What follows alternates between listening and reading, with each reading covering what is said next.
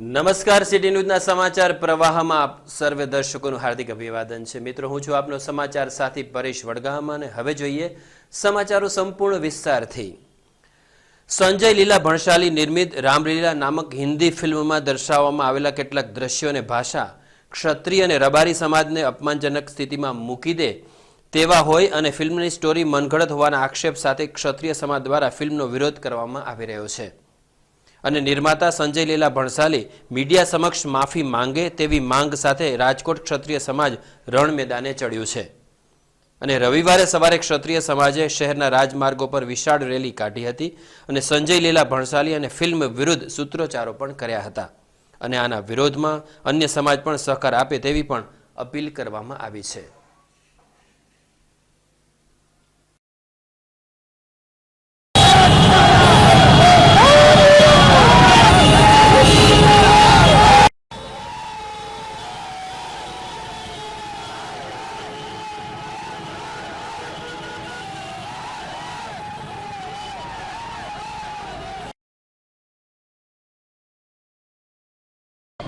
આ રેલી આજે ક્ષત્રિય યુવાનોનો જબરજસ્ત રોષ છે. રાજપૂતાણી વિશે જે પિક્ચરમાં બતાવવામાં આવ્યું છે અને જે જાહેર કરવામાં આવે છે કે ભણસારીએ માફી માગી જ નથી. એના આશિઠાને ખાલી પત્ર લખ્યો છે. ક્ષત્રિય સમાજની માંગ એવી છે કે સમગ્ર ભારત વર્ષમાં 12 કરોડ ક્ષત્રિયો વસેની માફી માગે, કમસે કમ ગુજરાતમાં 50 લાખ રાજપૂતોની માફી માગે અને એ ઇલેક્ટ્રોનિક મીડિયા મારફત માફી માગે અને મીડિયા કોન્ફરન્સ બોલાવી અને રાજકોટ કે અમદાવાદમાં આવી ક્ષત્રિય સમાજની જાહેરમાં માફી માગે અને પિક્ચર રિલીઝ ન કરે. અને છતાં પણ જો પિક્ચર રિલીઝ કરવું હોય તો અમને વાંધો નથી, પણ પિક્ચરમાં રાજપૂતાણી વિશે જે કહાની મનગઢિત ઉપજિત કરવામાં આવી છે એ કહાનીને એ પોતે બદલી નાખે તો અમને વાંધો નથી. આજે 4 થી 5 હજાર યુવાનોનો જે રોષ છે એ રોષ એ જ છે અને જો ખરેખર અધિકારીઓ પદાધિકારીઓ જો આની નોંધ નહીં લે તો કાયદો અને વ્યવસ્થાની પરિસ્થિતિનું નિર્માણ છે એ કદાચ કથળે તો પણ એ અધિકારીની જવાબદારી છે. રાજપૂત સમાજ અત્યાર સુધી શાંત રહ્યો છે, હજી પણ છે. આજ પણ તમે જોવો છો કે ડિસિપ્લિન રેલીમાં કેટલી છે. એ જો અમારે જે જોઈએ છે એ માત્ર ને માત્ર એટલું જોઈએ છે કે પિક્ચર રિલીઝ ન થાય તો ફેરફાર કરીને થાય અને સમગ્ર ક્ષત્રિય સમાજની માફી માગે એવી ક્ષત્રિય યુવા સમાજની માંગ છે અને કોઈ વ્યક્તિગત માફી નહીં પણ જાહેરમાં ક્ષત્રિય સમાજની માફી માગે. હું પણ રાષ્ટ્રીય આંતરરાષ્ટ્રીય ક્ષત્રિય સમાજનો પ્રમુખ છે, મારું નામ પીટી જાડેજા છે. આજે યુવાનોને પણ એ જ અમે શીખ આપી છે કે ડિસિપ્લિનથી આપણે રેલી કાઢવાની છે અને સ્ટેપ બાય સ્ટેપ આપણે બધા કાર્યક્રમો યોજવાના છે, પણ છતાં જો અમને ન્યાય નહીં મળે તો પિક્ચર રિલીઝ થવા નહીં દે. છેલ્લે અમે સિનેમા ઉપર પણ જશું પણ પિક્ચર રિલીઝ નહીં થવા દે એ ક્ષત્રિય સમાજની માંગ છે.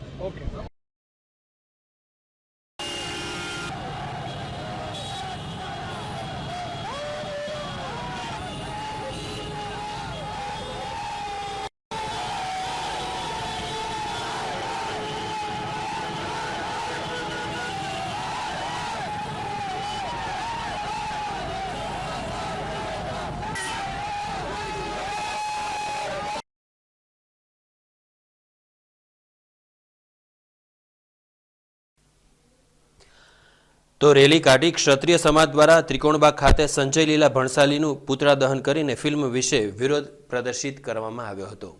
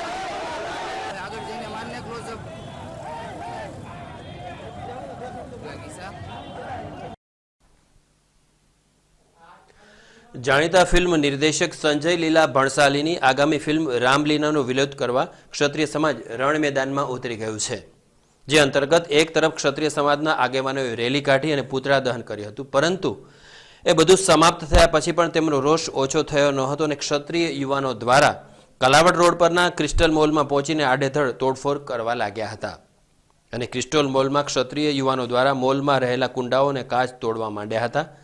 રવિવાર હોવાથી મોલમાં લોકોની સંખ્યા પણ વધારે હતી, જે લોકો ગભરાઈ ગયા હતા અને તોડફોડના પગલે લોકો મોલમાંથી ધીરે ધીરે સુરક્ષિત બહાર કાઢવાની કામગીરી પણ હાથ ધરવામાં આવી હતી અને આ રીતે રેલીમાં જોડાયેલા ક્ષત્રિય સમાજના કાર્યકરો દ્વારા અચાનક રેલીમાંથી મોલમાં ધસી આવીને રીતસરનો આતંક મચાવી તોડફોડ કરવામાં આવી હતી, જેથી મોલના સંચાલકો અને લોકો પણ ગભરાઈ ગયા હતા.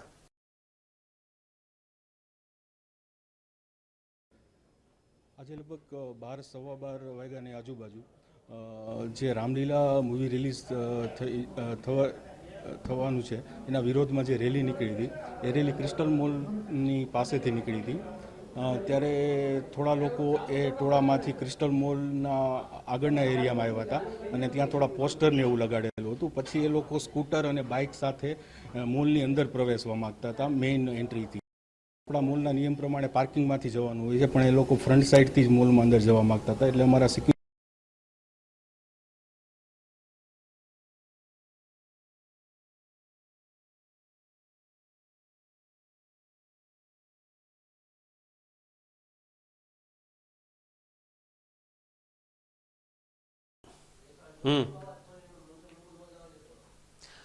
ક્ષત્રિય સમાજના કાર્યકરો દ્વારા ક્રિસ્ટલ મોલમાં થતી તોડફોડ અંગે માહિતી પ્રાપ્ત થતાં જ પોલીસ પણ ઘટના સ્થળે પહોંચી ગઈ હતી અને વધુ કાર્યવાહી હાથ ધરવામાં આવી.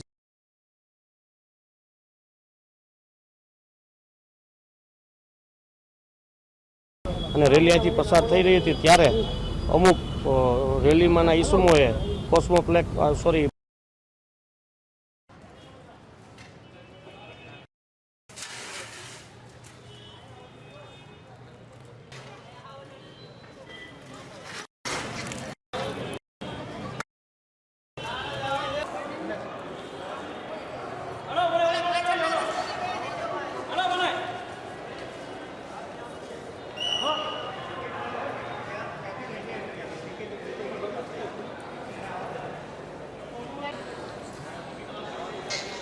હા મોહિતભાઈ,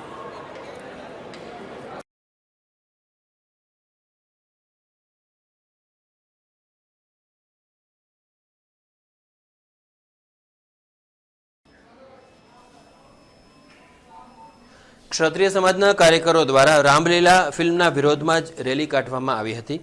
તેમાંથી વિષયાંતર કરીને આગેવાનો અચાનક જ ક્રિસ્ટલ મોલમાં ઘૂસીને તોડફોડ કરી આતંક મચાવી અને આ રીતે વિરોધ કર્યો હતો. સમાજના કાર્યકરોની આ તોડફોડ મોલમાં રહેલા સીસીટીવી કેમેરામાં કેદ થઈ ગઈ હતી અને ઘટના સ્થળે પહોંચેલી પોલીસે સીસીટીવી ફૂટેજના આધારે વધુ કાર્યવાહી હાથ ધરી છે.